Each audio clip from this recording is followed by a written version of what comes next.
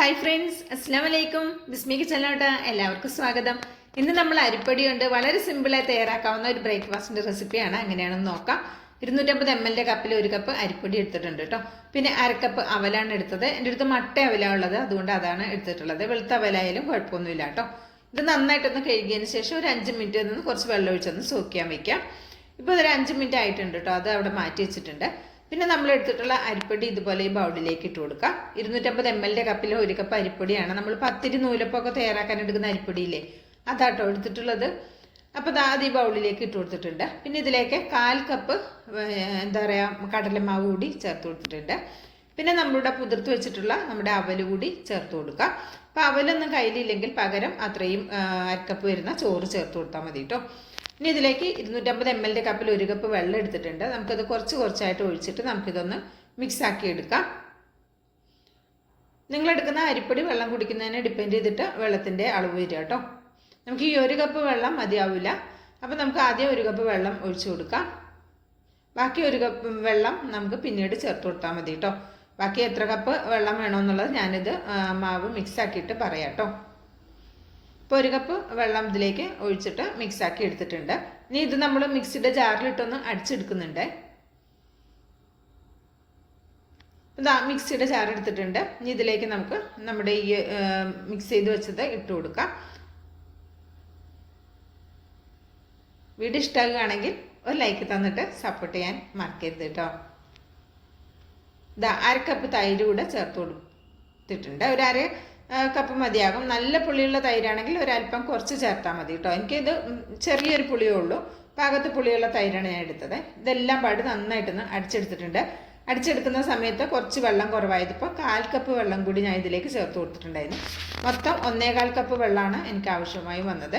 നമ്മൾ സാധാരണ ദോശമാവിൻ്റെ ഒരു കൺസിസ്റ്റൻസിയിൽ അടിച്ചെടുത്താൽ മതി. ആദ്യം ചേർത്ത് കൊടുത്തത് ഉപ്പാണ്. പിന്നെ ഒരു 1/4 ടീസ്പൂൺ വരുന്ന ബേക്കിംഗ് സോഡ കൂടി ചേർത്തിട്ടുണ്ട്.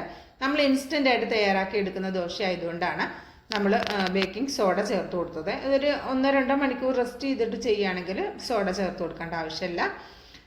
ഇതാണ് ഇതിൻ്റെ ഒരു കൺസിസ്റ്റൻസി. ഇനി നമുക്കിതൊന്ന് ചുട്ടെടുക്കാം. നമ്മളിതൊരു ഗീ റോസ്റ്റ് പോലെയാണ് ഇത് റെഡിയാക്കി എടുക്കുന്നത് കേട്ടോ. നിങ്ങൾക്ക് സാധാരണ ദോശ പോലെയും നമുക്ക് ഇതുകൊണ്ട് റെഡിയാക്കി എടുക്കാം. ഇനിയിപ്പോൾ അരിയൊന്നും വെള്ളത്തിലിട്ടില്ലെങ്കിലും നമുക്ക് പെട്ടെന്ന് തന്നെ ഒരു ഇൻസ്റ്റൻ്റ് ആയിട്ട് നമുക്ക് ബ്രേക്ക്ഫാസ്റ്റ് ആയിട്ട് ദോശ നമുക്ക് പെട്ടെന്ന് തന്നെ തയ്യാറാക്കി എടുക്കാം. കുറച്ച് മാവ് ഇതുപോലെ ചട്ടിയെടുപ്പത്ത് വെച്ചിട്ട് എണ്ണ തൂത്ത് കൊടുക്കുക. അതിൻ്റെ ഒരല്പം വെള്ളം ഒന്ന് കുടഞ്ഞു കൊടുക്കുക. എന്നിട്ട് അത് തൂത്തെടുത്തിട്ട് തുടച്ചെടുത്തിട്ട് നമുക്കിതുപോലെ ഒന്ന് പരത്തി കൊടുക്കാം. മാവ് ഒഴിച്ചിട്ട് നിങ്ങൾക്ക് എത്ര വലിപ്പം വേണം അതിനനുസരിച്ച് പരത്തി എടുക്കാവുന്നതാണ് കേട്ടോ. അപ്പോൾ ഇതൊന്ന് ജസ്റ്റ് ഒന്ന് ആയി വരുമ്പോൾ ഞാൻ ഇതിലേക്ക് കുറച്ച് നെയ്യൊന്ന് ആക്കി കൊടുക്കുന്നുണ്ട്. കുറച്ച് കൂടുതൽ നെയ്യാക്കി കൊടുക്കുന്നുണ്ട്.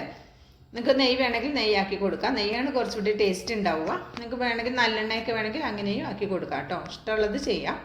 ഇപ്പോൾ ഇതിവിടെ റെഡിയായി വന്നിട്ടുണ്ട്. ഒരു 2 മിനിറ്റ് കൊണ്ട് തന്നെ ഒരു ഗീ റോസ്റ്റ് ഇവിടെ റെഡിയായി വന്നിട്ടുണ്ട് കേട്ടോ. നിങ്ങൾക്ക് ഇതിങ്ങനെ മൊരിപ്പിക്കാതെ സാധാരണ ദോശയായിട്ടും ചുട്ടെടുക്കാം. ഒരെണ്ണം ഇവിടെ റെഡി ആയിട്ടുണ്ട്. അടുത്തത് നമുക്കിതുപോലെ റെഡിയാക്കി എടുക്കാം.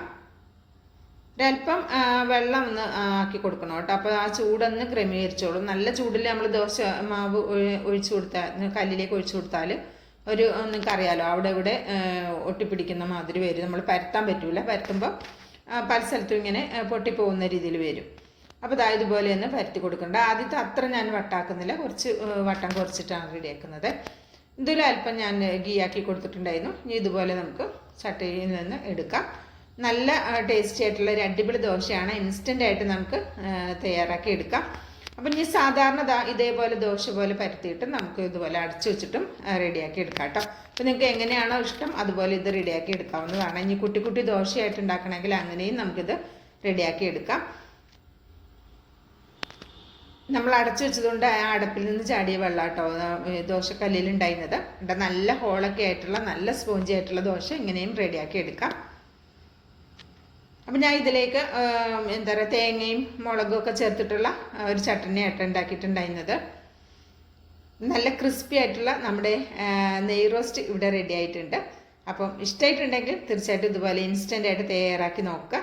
എന്നിട്ട് അഭിപ്രായം അറിയിക്കാൻ മറക്കരുത്. ലൈക്ക് ചെയ്യാനും മറക്കരുത്. ബിസ്മിക്ക് ചെന്ന യൂട്യൂബ് ചാനൽ സബ്സ്ക്രൈബ് ചെയ്ത് കാണുന്നതിൻ്റെ എല്ലാ പ്രിയ കൂട്ടുകാരും ഒന്ന് സബ്സ്ക്രൈബ് ചെയ്തിട്ട് അടുത്ത് വരുന്ന ബെല്ലൈക്കൺ ഒന്ന് എനേബിൾ ചെയ്ത് വെച്ചാൽ മാത്രമേ നമ്മളിടുന്ന വീഡിയോസിൻ്റെ നോട്ടിഫിക്കേഷൻ നിങ്ങളിലേക്ക് കറക്റ്റായിട്ട് എത്തുള്ളൂ കേട്ടോ. ഇൻഷാ അല്ലാഹ് അടുത്ത നല്ലൊരു അടിപൊളി വീഡിയോ എത്തുന്നതായിരിക്കും. എല്ലാ കൂട്ടുകാർക്കും നന്ദി, നമസ്കാരം.